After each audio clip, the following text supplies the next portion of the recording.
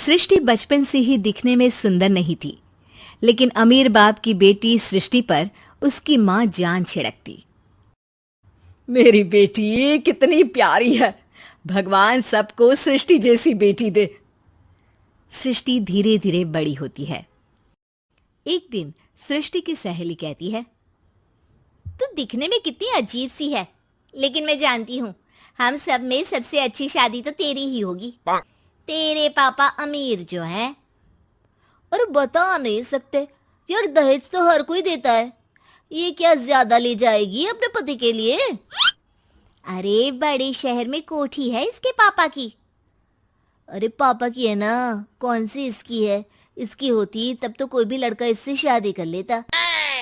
अरे पापा की मतलब पापा की है तो मेरी ही है ना? किसने कहा? अब तेरी तो तब होगी ना जब तेरा भाई ना हो। वैसे भी शादी के बाद सारी प्रॉपर्टी भाई के नाम होती है। सृष्टि समझ जाती है कि उसे किसी भी हालत में माँ बाप की सारी प्रॉपर्टी को अपने नाम करना है, लेकिन कैसे? एक दिन सृष्टि का भाई शीनू कहता है, बहन क्या कर रही है? तुझसे एक बात करनी है। अरे हाँ हाँ करना, मैं तो तेरी बहन हूँ। बहन मेरी लाइफ में ना एक लड़की है, बहुत अच्छी है। मैं सोच रहा हूँ माँ और पापा से बात करूँ शादी के लिए। सृष्टि को समझ में आ जाता है कि भाई की शादी होते ही भाभी उसे एक दिन भी घर में बर्दाश्त नहीं करेगी। क्या बात है भाई, बताना कौन है वो? यार वो बहुत अच्छी लड़की है, पढ़ी लिखी है, मेरे साथ जॉब भी करती है। बस एक प्रॉब्लम है। प्रॉब्लम? क्या प्रॉब्लम है भाई? यार वो शादीशुदा है, लेकिन उसके पति ने उसे सिर्फ इसलिए छोड़ दिया क्योंकि उसके माँ बाप दहेज नहीं दे पाए। सृष्टि ये सुनकर न जाने क्यों खुश हो जाती है। अरे भाई तो क्या हुआ, लड़की तुझे तो पसंद है ना? शीनू को लगता है कि बहन उसे समझ रही है। वो इस बात से अनजान होता है कि उसकी बहन की मंशा पूरा घर हड़पने की है।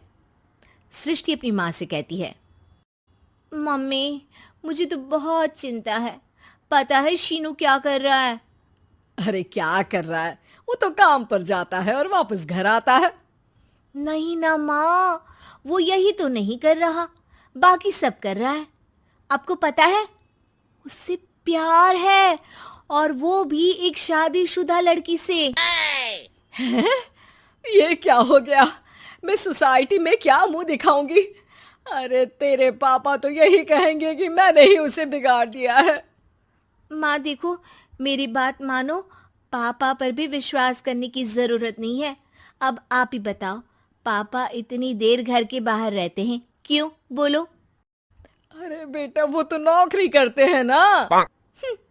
तू बहुत भोली है माँ, पापा का ऑफिस तो 7 बजे खत्म हो जाता है, लेकिन देखो कितनी देर से आते हैं। अरे नहीं नहीं बेटा, ऐसी कोई बात नहीं है। सृष्टि माँ को एक औरत से बात करते पिता की फोटो दिखाती है। देखो माँ कैसे हैं पापा, मैं ना कहती थी कि पापा सही नहीं है।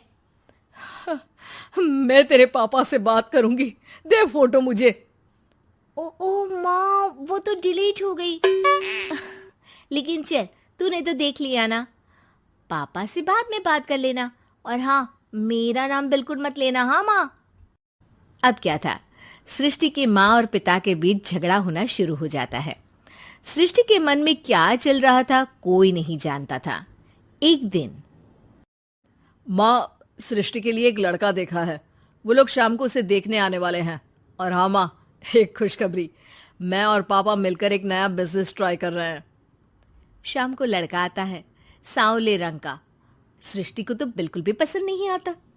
लड़की की माँ कहती है, लड़की का चेहरा तो कोई खास नहीं, लेकिन अगर मेरे बेटे को आप लोग सेटल कर दें तो मैं उसकी शादी आपकी बेटी से करवा दूं। सृष्टि को लड़का बिल्कुल पसंद नहीं था। उसे भाई पर गुस्सा आ जाता है। लड़के वालों के जाने के बाद कहती है, माँ देखा शीनू मेरे लिए कैसा लड़का लेकर आया, न दिखाने लायक न सुनने लायक, सेटल भी नहीं, वो भी हम करे। अरे माँ, मैं जानती हूँ ये मेरी शादी किसी भी घर में क्यों करवाना चाहता है। अरे कैसी बात कर रही है बहन? तूने तो देखा ना, लड़के को मैंने ही मना कर दिया तुझसे शादी के लिए। जिसने लड़का बताया था उसने उसकी बहुत तारीफ की थी। बात आई गई हो जाती है, लेकिन सृष्टि का मन शांत नहीं होता। क्या करूं, कुछ समझ में नहीं आ रहा। मेरी शादी हो गई तो ये लोग पूरी प्रॉपर्टी शीनू के नाम कर देंगे, मेरे हाथ तो कुछ लगेगा ही नहीं। तभी सृष्टि को आइडिया आता है। वो किसी वकील को फोन करती है। जी देखिए, अगर आपके मम्मी पापा का तलाक हो जाता है तो आपके पिता की आधी प्रॉपर्टी आपकी माँ के नाम हो जाएगी, फिर उसे वो किसी को भी दे सकती है। सृष्टि अब माँ को बेटे के खिलाफ भरती है। माँ, शीनू पर नजर रखा करो, वो जिस लड़की के प्यार में है ना वो शादीशुदा है। यहाँ आएगी, सारा पैसा रुपया जमीन जायदाद सब हड़प लेगी। पापा का भी हाल तुमसे छुपा नहीं है। ऐसा ना हो कि मैं और आप एक दिन सड़क पर भीख मांगे। हे भगवान, मैं तो जीते जी मर जाऊंगी अगर ऐसा हो गया तो। ऐसा हो गया नहीं माँ, ऐसा ही होगा। अभी समय है, आगे का सोच लो। मैं तो कहती हूँ पापा से आधी प्रॉपर्टी लेकर अलग हो जाओ। पापा की आधी प्रॉपर्टी भी हम लोगों को अगर मिल जाती है ना तो अगले 7 जन्म सफल समझो। बेचारी माँ बेटी के कहने पर पति से तलाक लेकर अलग हो जाती है। सृष्टि अब पैसों से गाड़ी और अपने दूसरे महंगे शौक पूरे करने लगी। उसके दोस्त भी उसके पैसे इस्तेमाल करते। सृष्टि, कल तुम कहाँ थी? मैं सारा दिन घर पर अकेली थी। तो मैं क्या करूं? मैंने ठेका तो नहीं लिया है ना तुम्हें संभालने का। माँ को सृष्टि से ये उम्मीद नहीं थी। वो बैठकर रोने लगती है। वहीं उसका पति यानी कि सृष्टि के पिता आ जाते हैं। मैं जानता था कि तुम्हारा यही हाल होगा, तो आपने मुझे रोका क्यों नहीं? मैं रोकता तो तुम रुकती क्या? सृष्टि के कहने पर तुमने मुझ पर अपने बेटे पर शक किया, लेकिन तुम ये भूल गई कि कैसे हम दोनों ने मिलकर जीवन में इतना सब खड़ा किया। माँ पति के गले लग जाती है। मुझे माफ कर दीजिए, मैंने आपकी कमाई का एक बड़ा हिस्सा गवा दिया। कोई बात नहीं, तुम साथ हो तो मैं ऐसी 7 प्रॉपर्टी खड़ी कर दूंगा। तभी वहां सृष्टि आ जाती है रोते हुए। माँ, मयंक ने मुझे छोड़ दिया।